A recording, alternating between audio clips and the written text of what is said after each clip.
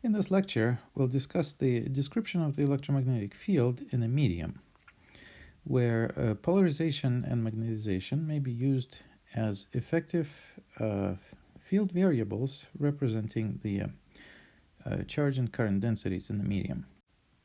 There are two aspects associated with using such quantities. One aspect is the averaging over the fields over mesoscopic regions. So this is a length scale that is larger compared to the interatomic distance, but small compared to the typical distance where fields experience significant variations. So in this case, we don't want to deal with the large changes in the field on the scale of an individual atom, but we're interested in a macroscopic description where we're tracing the changes in the averaging on much larger length scales. The second aspect is the elimination of the microscopic charge and current densities generated in the medium in favor of auxiliary field variables, which are called the polarization and magnetization. So the usual justification that you'll find in the most textbooks involves the definition of the polarization as a density of the dipole moment in a medium. This definition is unfortunately untenable, with the exception of very limited circumstances, such as when we're dealing with a collection of small polarizable objects, such as dilute gas. The reason is that charge and current densities in real materials involve electrons that are smeared out throughout the entire crystal. So the density of the dipole moment becomes an ambiguous, undefinable quantity. So that means we have to proceed differently. And here's what we can do. We are going to separate the total charge density into something that we're going to call external and leave alone, plus the charge density that will associate with the medium. And same thing with the current density. The current corresponding to external charges in some sense, and current corresponding to the medium. So the external charges and current densities will stay in Maxwell's equations where they are, but the part corresponding to the medium will be re-expressed in terms of polarization and magnetization. Now, how should we introduce the polarization? We want to do it in the following way. We want to introduce polarization in such a way that the charge density corresponding to the medium is given by its divergence, and the polarization should vanish outside of the body. This is our requirement. If we succeed in defining the polarization in this way, then if we take the first of the Maxwell's equations, we'll have del E equals rho external over epsilon naught minus 1 over epsilon naught del P. We're going to move del P to the left. So we'll have del epsilon naught E plus P equals rho external. And then we'll define the induction as epsilon naught E plus P. So this is the familiar form. So far, however, we don't know exactly how to introduce such vector of polarization so that it will satisfy this condition. Let's do the following. Let's use the continuity equation. So the continuity equation taken for the charges representing the medium looks like this. Now, rho m should have this form, so we can write the expression that the polarization should satisfy. That would look like del dp by dt equals del Jm. This allows us to connect the polarization to the time integral of the current. So first, let's do the following. Let's split Jm into two parts. This splitting is to some extent arbitrary. So we'll split Jm in two parts, J1 and J2. The only thing that we'll require at this point is that J2 has a zero divergence. So we demand that del J2 is equal to 0. Otherwise, we leave the splitting into J1 and J2 unspecified. So with this, we can write that the polarization should be equal to the integral of J1 over time, starting from some state where the polarization is, for some reason, assumed to be 0. So this could be, for example, a centrosymmetric state in which the polarization vanishes by symmetry. And then, if we can connect that state to the state for which the polarization needs to be determined, we can integrate the current over time and obtain the polarization. Notice that this automatically makes the polarization 0 outside of the body, where the current associated with the charges in the medium is 0. So of course we impose that condition both on J1 and J2. With this definition, obviously J1 is equal to dp by dt. Now let's turn to the other inhomogeneous Maxwell equation for the curl of the B field. So we'll write curl B, and here we split the current into J external plus Jm, and Jm contains J1, which is dp by dt, plus mu naught J2. And in addition, we have 1 over c squared dE by dt. Now, the terms with dp by dt and dE by dt can be combined. They both enter through the time derivative, and we also recall that 1 over c squared is equal to mu naught epsilon naught. So we can combine these terms, and we'll have mu naught times dd by dt. So this looks very nice. But in addition, we have this mu naught J2. Now, because J2 has a 0 divergence, we can represent J2 as a curl of some vector field. Let's call this vector field M, and that will be the magnetization.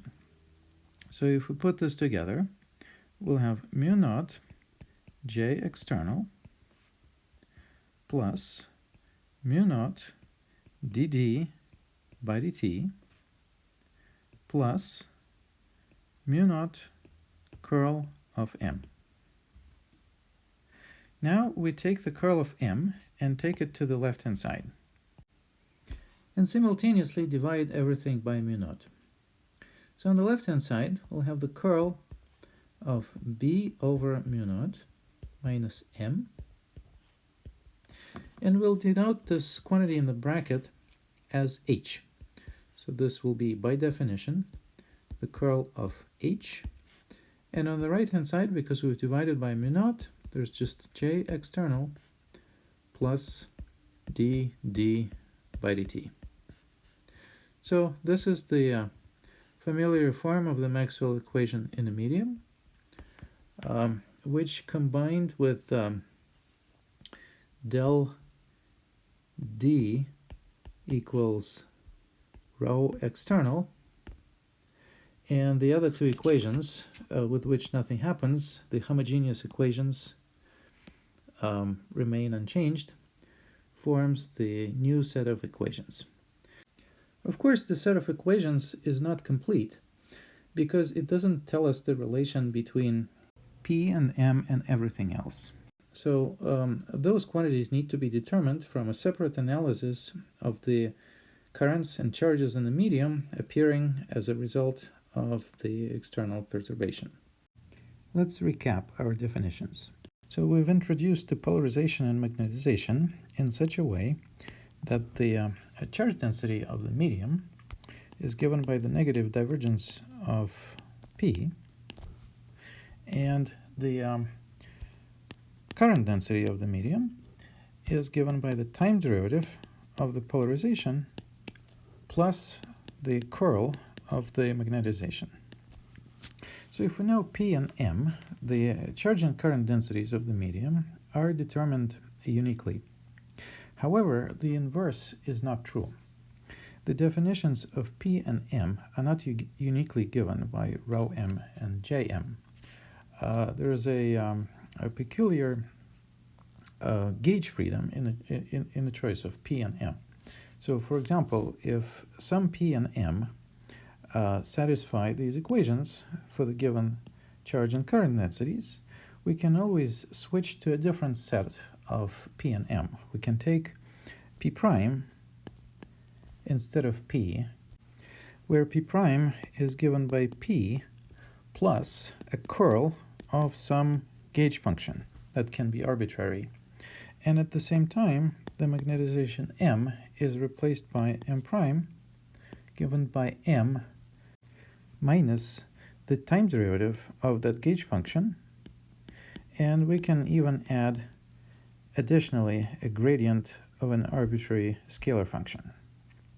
So it's easy to check that if we substitute P prime and M prime into the expressions for the charge and current densities, we'll get exactly the same thing as with P and M. Now, because the auxiliary fields D and H are related to E and B with the addition or subtraction of a term containing the polarization and magnetization, so D, for example, is epsilon naught E plus P, and H is B divided by mu naught minus M. So if we redefine P and M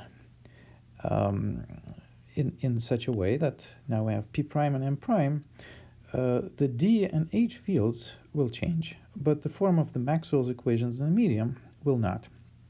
So there is an ambiguity in the choice of P and M. So P and M are not observables, just as D and H are not observables. They're mathematical auxiliaries that are subject to a certain gauge freedom.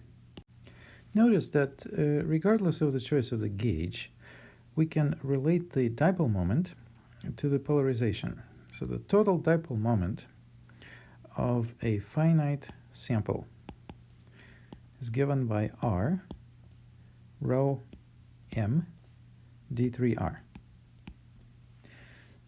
Now we can insert the polarization from the definition, so that will give us R minus del P d3r. And if we integrate by parts, we can do this by writing the integrand as Ri del J Pj in tensor notation. So I can write this as a derivative of a product minus Pj dj Ri. Now dj Ri is just a delta symbol, delta ij. So this last term is simply Pi. So this is simply the polarization vector. So if I substitute this in the expression above, the second term will give me the integral of P d3r. Now the first term is a full derivative, So we can use Gauss's theorem to transform it into a surface integral and take that surface outside of the body, and outside of the body the polarization is 0, so this term is 0, so this term will vanish.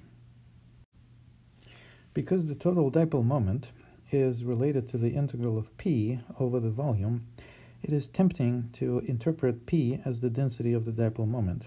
But, as I mentioned above, p is defined up to a gauge transformation, so this identification is in fact ambiguous.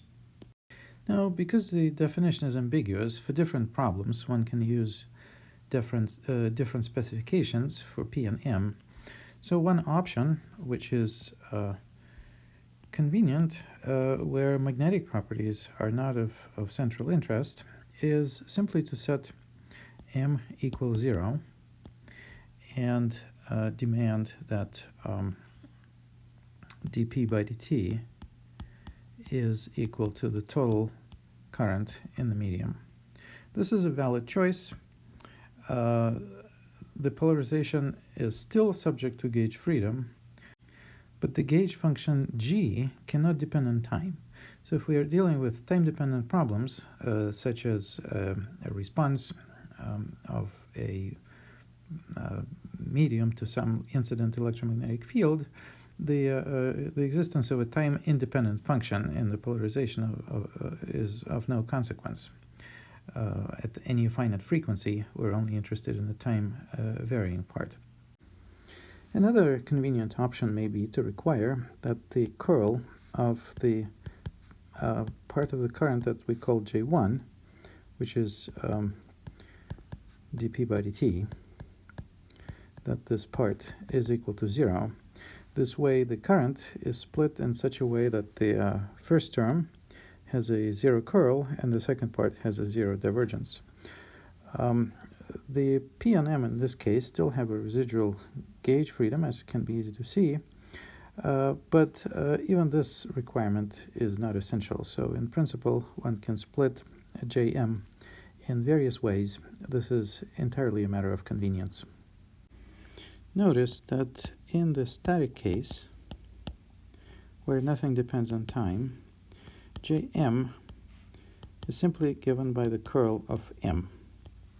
So here we exclude some strange gauges where the gauge function may depend on time. So the medium current is given by the curl of m and nothing else in the static case. And then through the integration by parts, one can show that the volume integral of m is given by the integral over the whole sample for r cross Jm d3r. So this is the total magnetic moment of the sample. So this expression is analogous to the equation that we had before for the connection between the total dipole moment of the sample and the integral of the polarization. And here the same warning is in order. So even though the total moment is equal to the integral of the magnetization, we cannot unambiguously associate the magnetization with the magnetic dipole moment per unit volume. Magnetization is defined up to a gauge transformation. We can add a gradient of an arbitrary function to m, so that will change the magnetization but not the total magnetic moment.